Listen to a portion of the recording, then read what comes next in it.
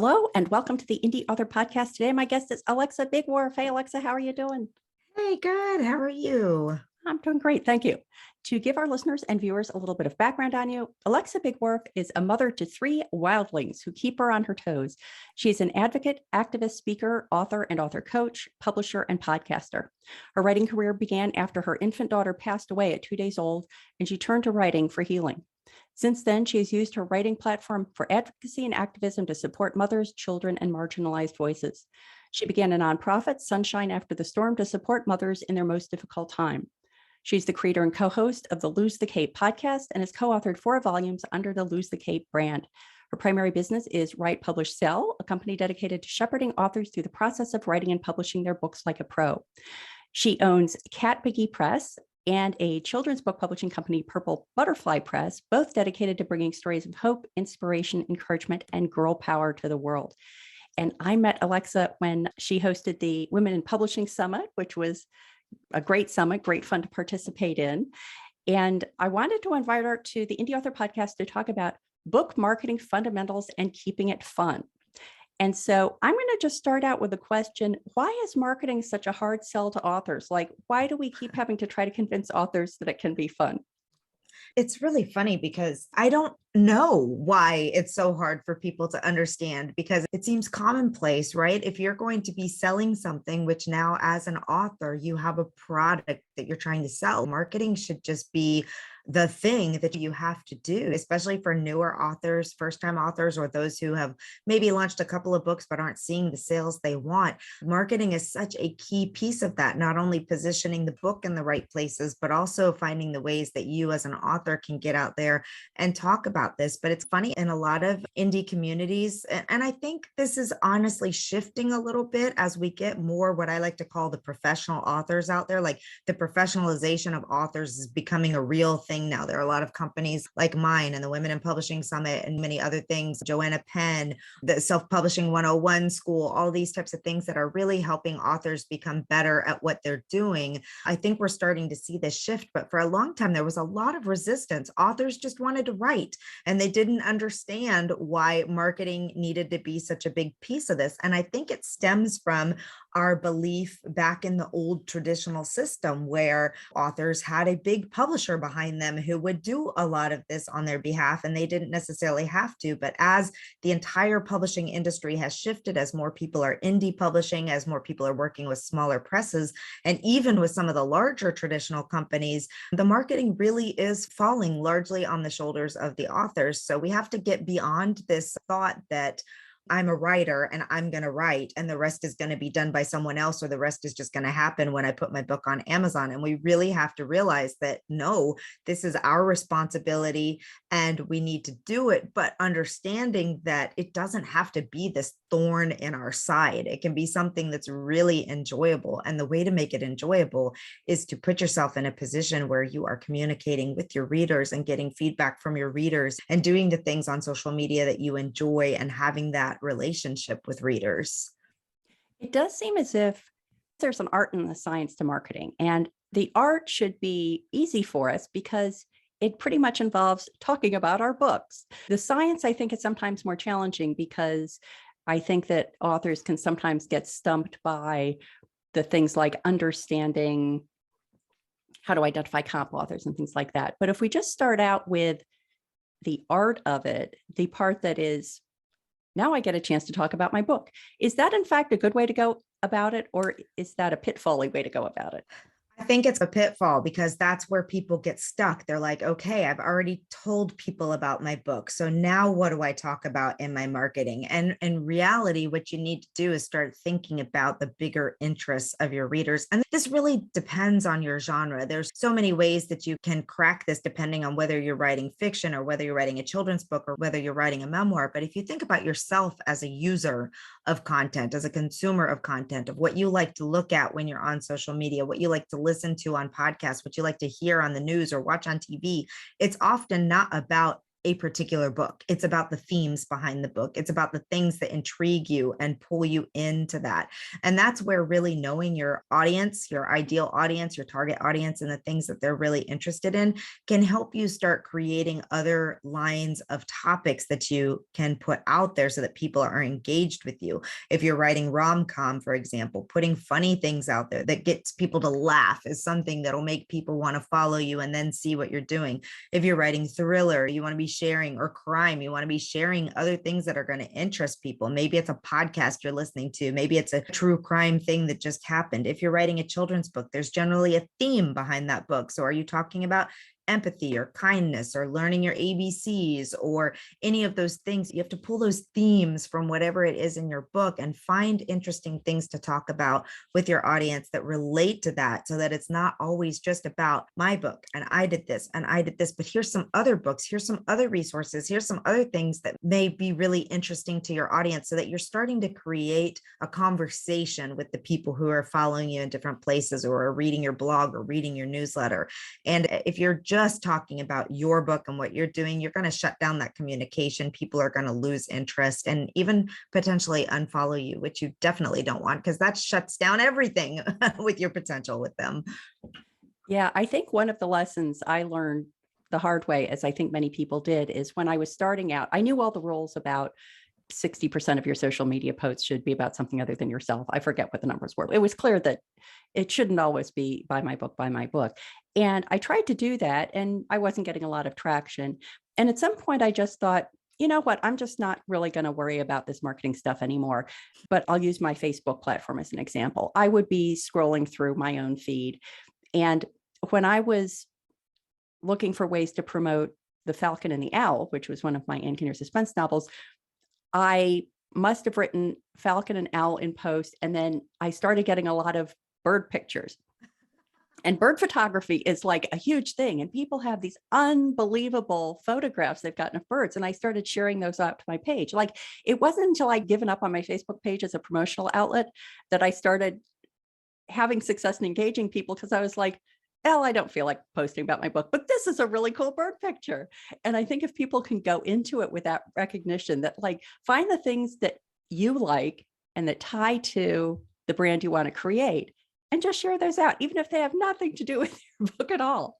That's exactly right. But that's a hard mindset for people to get into, and understanding that it just boils down to social media is about being social. People want to build relationships with you. They want to know what's going on. They want to know what you're doing. They want to know what you're eating. Sometimes they want to know what kind of bird pictures you're looking at. There's all kinds of examples of things that aren't related to your book, and where you have to put the strategy into it is saying, okay, now that I'm showing these pictures of birds, am I getting more people who want to see pictures of birds than want to read my thriller mystery that happens to have that bird title in the name? And how you interlink those, how you bring them in, and then figure out how to continue the conversation in a way that keeps them on your list, on your social media platform, and also encourages them to want to learn more, to maybe sign up for a freebie that you have, to maybe read your free chapter or do whatever you're doing to bring them in. It's a skill and it takes time. And to your point about getting frustrated, it's easy to get frustrated and to want to give up, because this is not easy. This is why professional marketers charge so much money, because it is a strategy. It is a skill. It takes time. You have to know so many things about making sure that you're showing up in front of the right people, that you're using the right hashtags, that you're engaging enough so that when you do put content out there, it's actually being seen and being followed. So there's a lot that goes into it. And that's the part that makes people feel like it's not fun. Yeah. I really appreciated a distinction that the Alliance of Independent Authors makes about marketing versus promotion. And I'm going to point listeners to 2 episodes in the 7-episode series I did with Orna Ross. We talked about the 7 processes of publishing. 105 was marketing and 106 was promotion. And the distinction that Orna makes and the Alliance makes is that marketing is that thing you're doing all the time, and promotions are the time-bound things. So how you That's a position yourself on great social way. media is marketing. When you get a BookBub feature deal, that's promotion. Is that the same definition that you would use as well? I think that's a phenomenal definition. Yeah, definitely. You're promoting at book launch. You're promoting when you have these special sales or deals coming on. You're promoting when you have those things, but you're marketing all the time. So I love that. Yeah. Orna is a very smart woman. So yes, I will check that definition. Great. And so we've mentioned a couple of the sort of foundational elements of marketing, email, social media.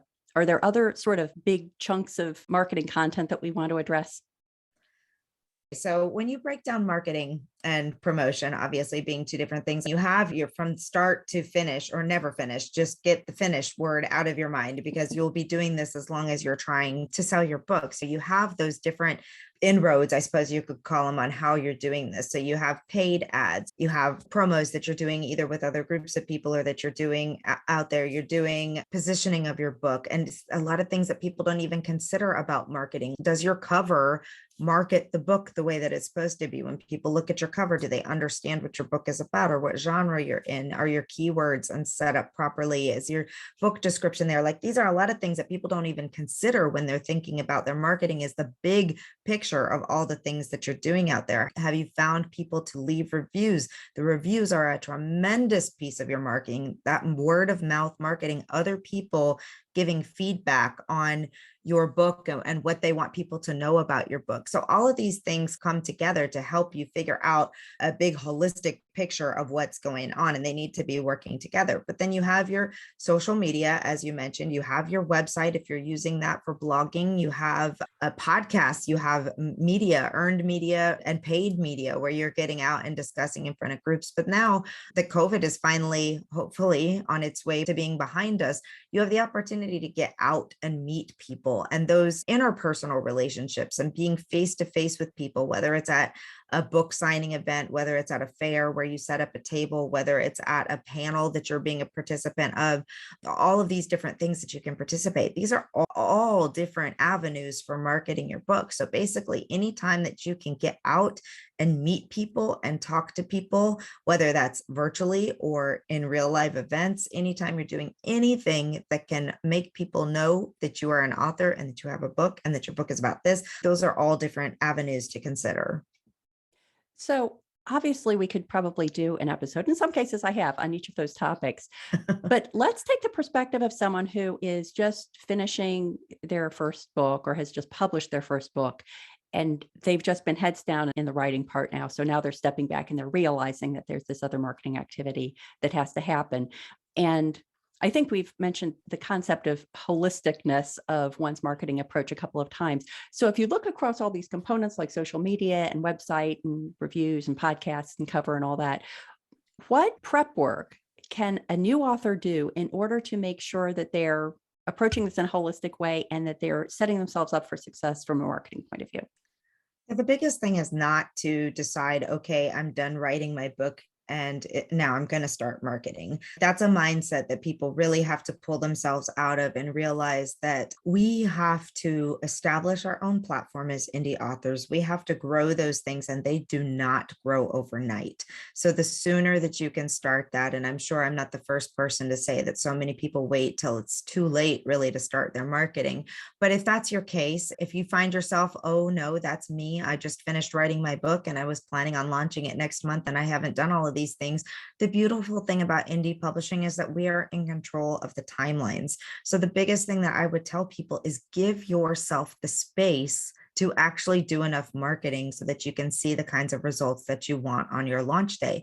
Now, people will say, do I have to do that? I encourage our authors to spend at least 3 to 6 months marketing from the time they have an ARC, an advanced reader copy that they can start getting into people's hands. And that really freaks people out. What they don't know is that ideally, I'd love them to have 12 to 18 months. That would be the ideal situation, but I know people's minds would just be blown all over the place if we said that. So really, if you can at least get 3 months where you can start getting your book into the hands of people, getting people to leave reviews. People can leave reviews on Goodreads at any point in time. So it's unlike Amazon where you have to wait until the book is published. You can leave those early. You can start getting trade reviews and making sure that those are up so that you have that Kirkus or that Blue Ink or that Indie Readers or anything like that that adds a little bit of extra credibility and all of those things. But give yourself the time and space to have something behind you so that when you get that book out the door, Other people are already talking about it. There's some credibility behind it. And of course, this is really going to depend on goals. And what I tell people is to really think about what it is that you're trying to do when you publish that first or second or third book.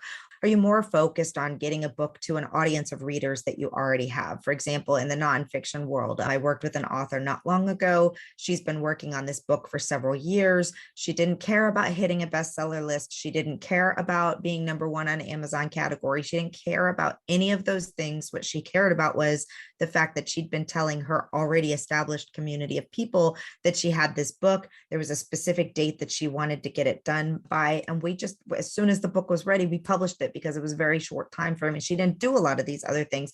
And she was happy with that because her community that she already had went to buy the book, and her biggest goal was just delivering it to the people that she already knows and having that to be able to promote to her audience as it grows. So that's perfectly fine if that's your goal and expectation. A lot of entrepreneurs won't do a lot of build it and build into the marketing because they already have an email list of people that are ready for that.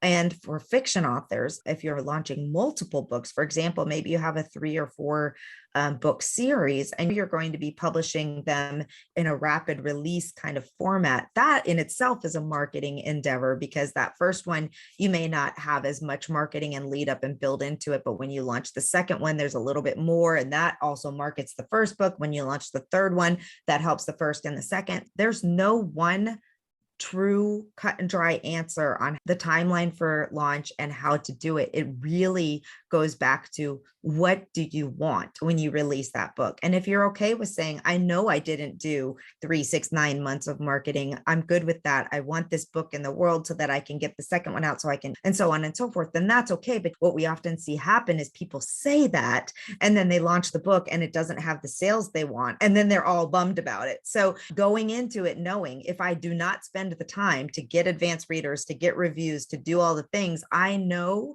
if I don't have a large audience that I'm probably going to see very minimal sales, but this is my strategy because next book will bring in more, et cetera, et cetera. You hear this a lot with any kind of marketing expert, any kind of business. Establish what you want to achieve and then work backwards from that to determine what you need to do, how much time, energy, money, all of those things that you need to do to achieve that. I was the same way with my first book. It was, as you mentioned in my bio, I started writing because of grief and loss. Marketing was not even a consideration to me at all with Sunshine After the Storm, a survival guide for the grieving mother. My goal was to get it into the hands as fast as I could of the mothers who needed that book. So we finished the book. We published it on October 15th because it's a Pregnancy and Infant Loss Awareness Day, and that's the Pregnancy and Infant Loss Awareness Month. So I had different goals that were very important for getting that book out there when I did. And marketing has never been a big concern for me for that particular book. So again,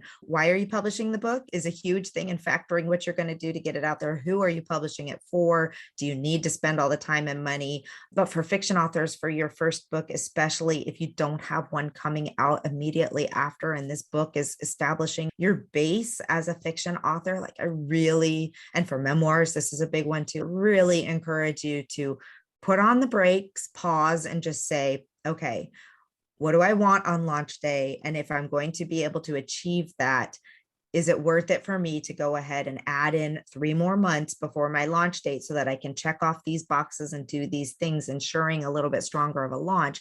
Or am I okay with not having that and building that as I go with my books as they come along? I think that an idea that I've talked about in other episodes for other topics might lend itself to this idea of not waiting until you're done with your book, then stepping back and then thinking, okay, now's the time for marketing.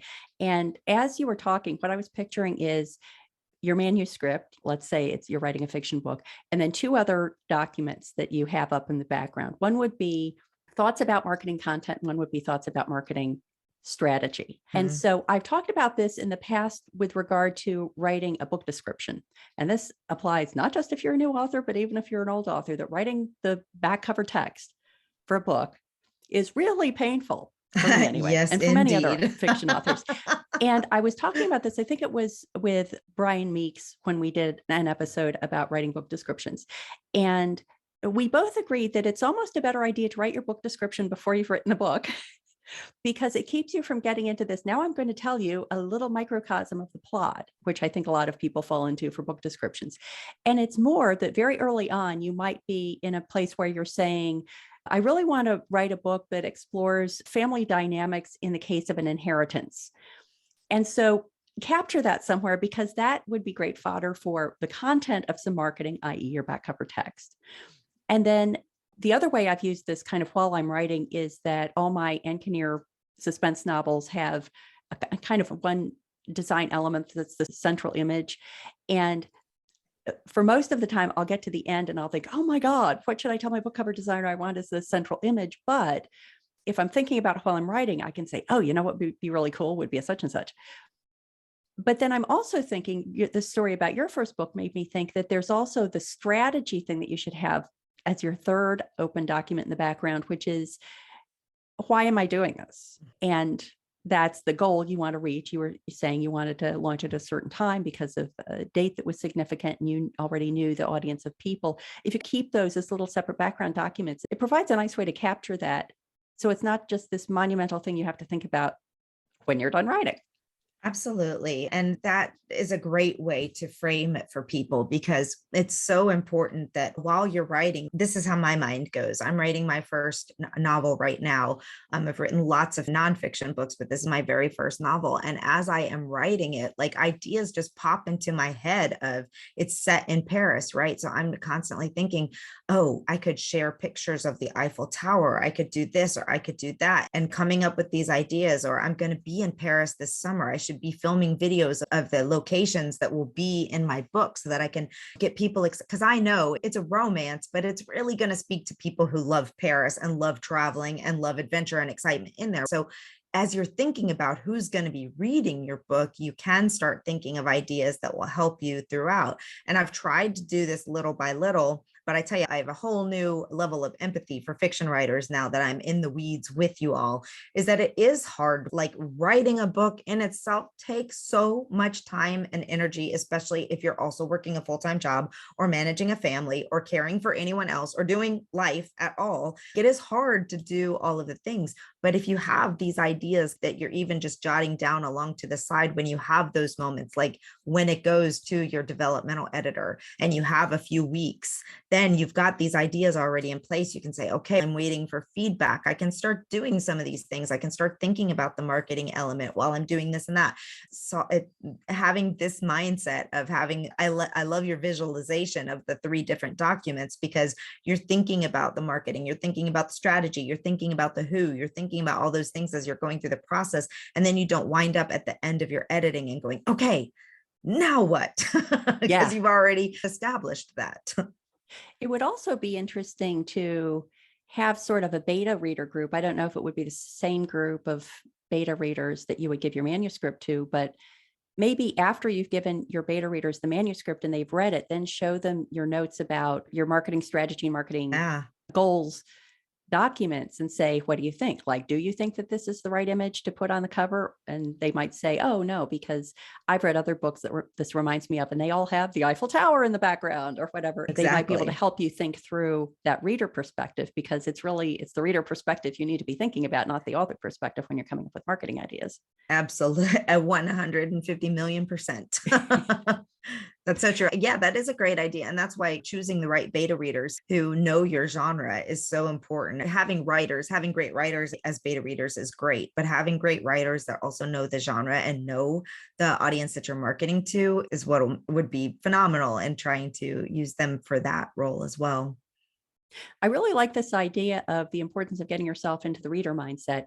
And I know that for myself, one of the pitfalls I can easily fall into is assuming that my preferences are the preferences of the people I'm trying to reach. So as an example, on the nonfiction front, when I started doing the podcast, I was doing transcripts. And then for a period of time, I considered stopping doing transcripts because they were incredibly time consuming to edit. And I wouldn't read them. If I listen to podcasts, the only time I look at a transcript is if there's some specific thing I want to look up, like, oh, she mentioned another episode I wanted to go listen to. I'm going to go look at the transcript to try to find that. But then I found that there were a lot of people who are reading the transcript and not listening. Do you have any tips from a marketing point of view about exercises that a writer can do to keep themselves from falling into that pitfall of thinking that their preference is other people's preferences as well?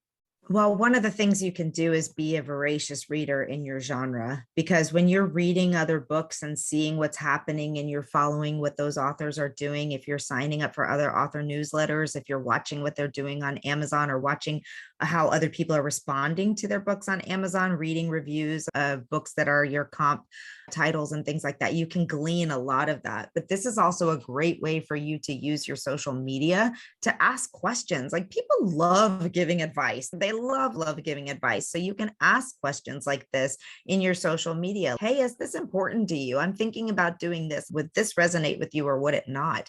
In your newsletters, these are types of questions that you can ask people. And this is another reason why growing that launch team is so important, because that's a built-in audience of people who are interested in you, interested in your book, and why you should start building it early in the process so they can help give you feedback. You can show different covers. Hey, you guys, what do you think? Which one of these resonates with you? Those types of things, they can be implemental in much more than just leaving reviews on launch day. And to your point, from any type of marketing perspective, we're getting ready to launch our annual author marketing program, Book Launch in a Box. And I hate long sales pages. I can't stand them when you get to a page and you're like, I just want to know what this program includes and what it's going to cost me and what other people say about it. That's all I want to know.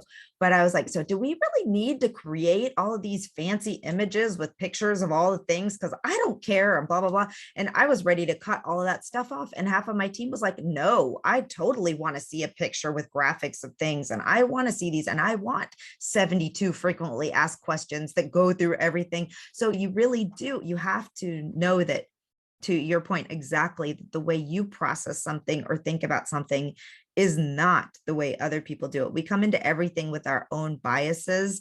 So know how your reader thinks.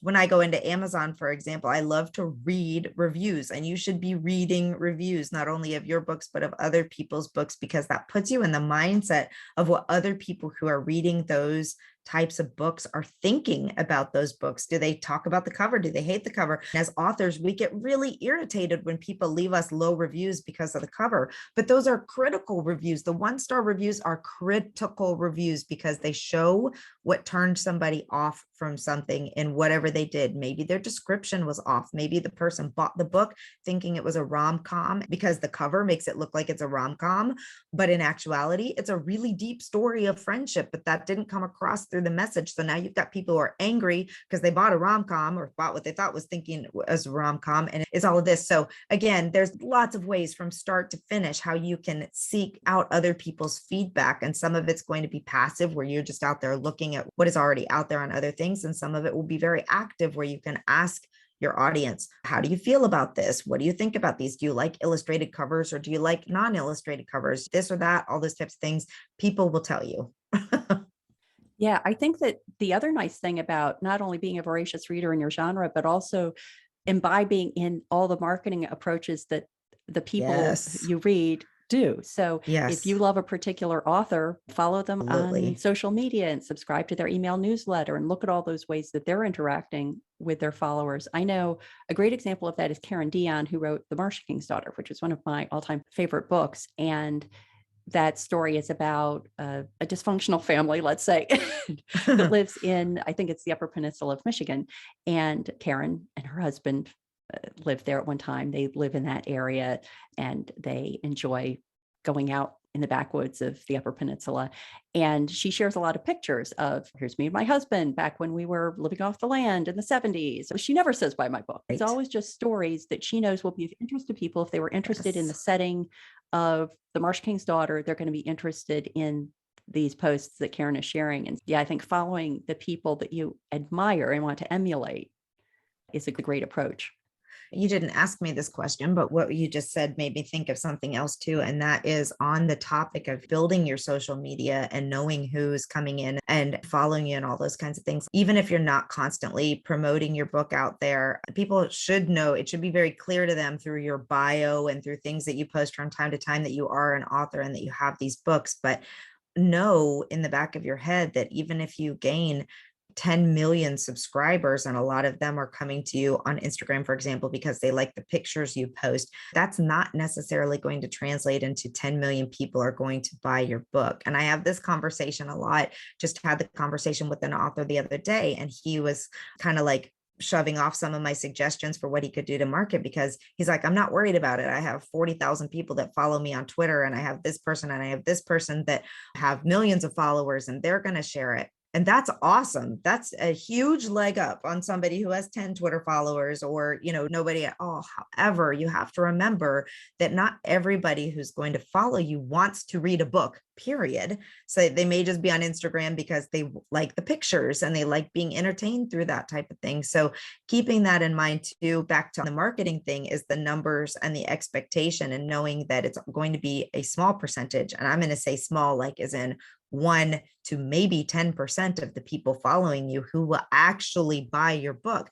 But you don't have to get discouraged about that, because you may still use those folks in other ways to help you with the marketing as well. Maybe they're willing to share an image for you on their social. Maybe they're willing to talk about your book. Maybe they're willing to do other things, even if they never buy your book. And I know that's a total side note from what we were just talking about, but I was just thinking of that as you're building, so many people will be like, awesome, I got 1,500 followers. I've been working so hard. Now I'm up to 1,500 followers on Instagram. This is going to be an amazing book launch. And really only 10 to maybe 100 of those people may actually buy your book, unless they are true rabid readers of your genre and have been following you because of the books that you talk about, because of your book, because of these types of things. So expectations is a massive part of marketing, and you just have to go into it knowing that. I do feel like, I think I had introduced this conversation as making marketing fundamentals fun, but I think I'm going to retitle it as getting into the mind of the audience Absolutely. that you want to reach. And so I wanted to close out by asking, if someone is just working on their first book, maybe they're in the middle of it, so it's not too late, and they're saying, you know what, the only people I have that can help me understand the people I want to appeal to are my mom and my next door neighbor, or the people in my book club, or something like that. Let's say they're starting really from ground zero. What are a couple of tips you would share with them that will help them create a team or create an environment that is going to help them understand the mindset of the people that they want to appeal to?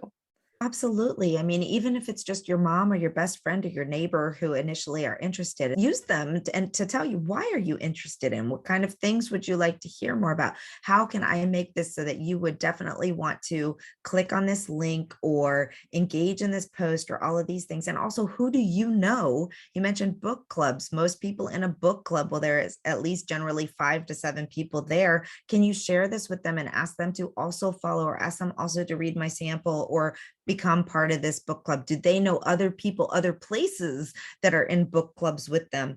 Even if it's only 2 readers in the beginning, you have those 2 readers as your baseline of information. So get as much information from them as you can, and see how you can use that information to help you grow and spread, and see how they can help you as well by sharing it with their communities. This is the beauty of social media. And while we are talking about getting in the minds of your readers, like, this can be really fun figuring these things out if you make it fun. If you decide, oh man, I have to figure out what people want to read my book for, that's not fun. But if you're like, this is exciting, I want to know what lights people up about these, not only my books, but these types of books. Why do you buy thrillers? What is it? What are the feelings that you get from it? What are the colors that you associate with it? What are the thought processes, or the podcasts that you listen to, or the Netflix movies that you watch, or series, or all those types of things, and then bring them together into that type of thing. But then knowing that they, even your small group, are powerful. They can go post on Facebook, or we all see posts from friends, those of us who are still using Facebook regularly. I'd say once a week, I see a post of people asking for recommendations.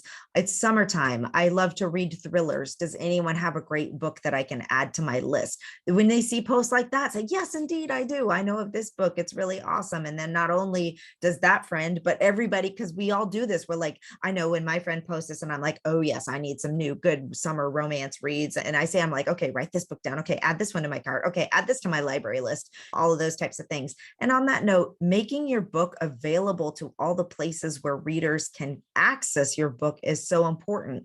Not everybody is like us authors. We are willing to invest every last dime we have on buying books in many cases if we're voracious readers. But not everybody is like that. They love to read books, but they may not want to spend all their money on books. So they want to get it from a library. So have you also considered in your launch and marketing strategy, how do I get my book into libraries so that my friends who don't want to buy the book, so that book clubs, when I was part of a book club, almost nobody bought the books. I buy the books because I love buying books, but almost everyone was getting their books from a library or from a discounted retailer or things like that. So considering all of those things and then going back and using that core group and asking them how they can help you build and expanding on that. And your growth will come if you are, again, thinking like a reader, thinking about how to find those readers, approaching things from the mindset of the reader, providing content that the reader would enjoy.